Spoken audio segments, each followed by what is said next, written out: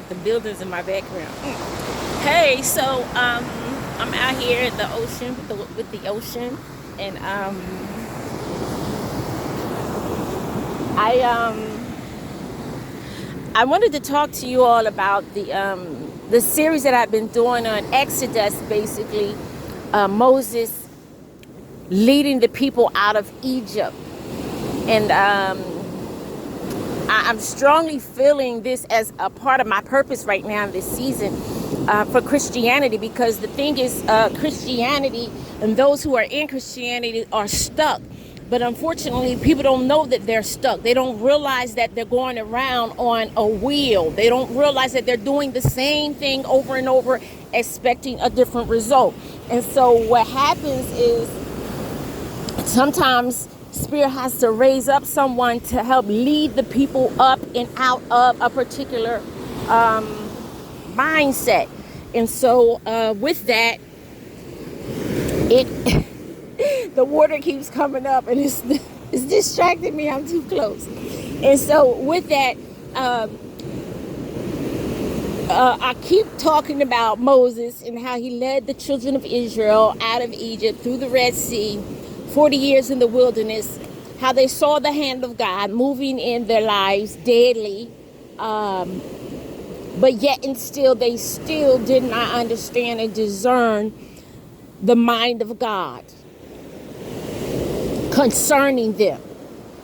I know that we'll never understand the mind of God completely, but the mind of God concerning you as a people, as his prized possession. And so even with Moses, I spoke on how even with Moses being, Moses, God said, Moses speaks to me face to face. Moses is my servant. He speaks face to face.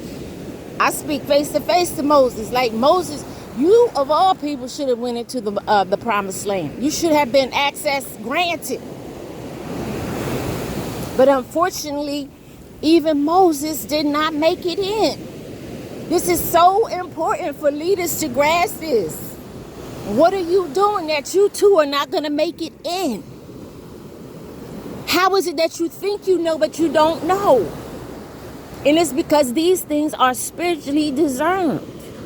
And so what happens is when you get caught up in the system and you refuse to break away from a systematic way of doing things, that becomes like religious. It's religious. You just keep doing the same thing over and over again. Ritualistic. And that's what he's showing me. He's showing me that we have to come out of religion and let religion fall and crash and go into spirituality. And that's the difference between them walking around in circles for 40 years in the wilderness, when they should have been able to discern this is the entrance to the promised land. No one discerned that this is our entrance into the promised land. This is where we stop going around in circles. This is where we go head in, y'all. And then be willing to go by yourself. And this is what he's showing me. Like, he's placing this on Christianity. Like, we're stuck. Those who are in Western Christianity today, they're stuck going around doing the same thing for 40 years, 50 years. To me, it's not a good thing to have a 50th anniversary as a pastor. The hell is wrong? What's going on? Have you not yet leveled up to a place? Have you not yet discerned what Spirit is doing with his people? Are you not leading them out? The spirituality takes you into a deeper relationship with God or the Most High. And the more you go in, I'm telling you, I've been on this journey for just 3 years, particularly when he literally just said, you're not going back to the church. Not going back that way. This is the way for you. This is who you are. Because unfortunately, because our identity was stolen from us, we don't know who we are. And so we have been fashioned after another man's idea of what we should be, how we should be, and what we should look like. Unable to hear Spirit for himself. Unable to take the wheel and go out on our own.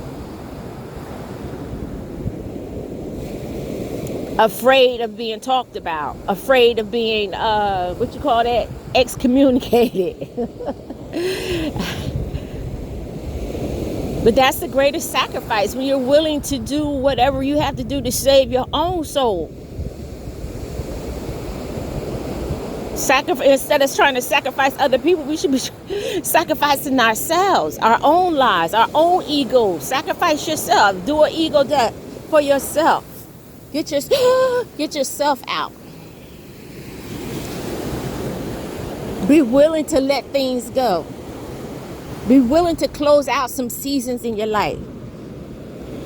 What is it that you're doing over and over again and you're expecting a different result? Perhaps you need to wake up and step out on the water. Step out on faith and trust. Trust your intuition. Trust your heart's desires of what it is you desire. Follow it. I promise you, you will not be led astray. You will not be led astray. You will find what it is you're looking for. But it requires a deeper level of intimacy than you've ever known. It requires you removing a middleman of telling you, leading and guiding you and directing you every Sunday and Wednesday night. It requires you hearing for yourself and shutting out all other noise. Are you willing to go on that journey of self-discovery to find your purpose in life, find out what it is you were really called, created, put on this earth in this age to do? Are you looking for that? Are you looking for the more? Are you searching for something that you just don't know what it is? And material things are not it. Certain relationships, hanging out, doing the same old thing is not it. I need something more. That's what I began to do. And to the degree that I got hooked on this Shekinah Glory song, there is more. There is so much more. And he will give you the more if you desire the more. So desire the more, people. Follow your intuition. Everyone's path is not going to be the same, and the way you do it is not going to be the same. But he desires for all of us to have a deeper level of relationship. It's almost like sometimes when something has been so defiled, you wonder sometimes, can it ever be used again?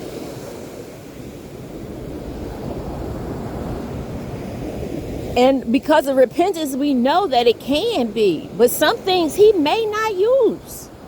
Only because they have been so defiled. They've been misused, misappropriated for the wrong intentions. There's so much hiding. Sometimes, years ago, back in 2016 or so, I remember he gave me the thing about the golden calf. And he was saying that the church is like the golden calf. And you worship that. And you hold that up. And to a degree that, that's not what I want you to do. You're giving it more glory than it should have. The golden calf was when they desired to give something else the glory that belonged to God. Open up. Open up your mind's eye. Open up your third eye and receive that download from spirit and step off the wheel and step into something that's real. Create your own reality of how you want to do it, where you want to go. Because most of the times, the deep desires that we have deep down are put there by the Most High. It is something that he wants us to embark upon. But when will you? When will you chase after that love desire, that deep desire that you have deep within? When are you going to begin to run after it and trust and believe that, yes, I can have it? It's our time. It's our season. But you got to believe. You got to have faith. And you have to trust. And you have to take the first step. And you have to be willing to leave everything else behind to walk in this place.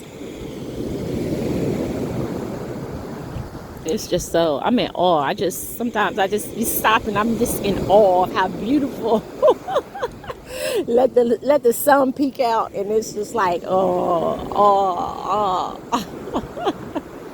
beauty at its finest.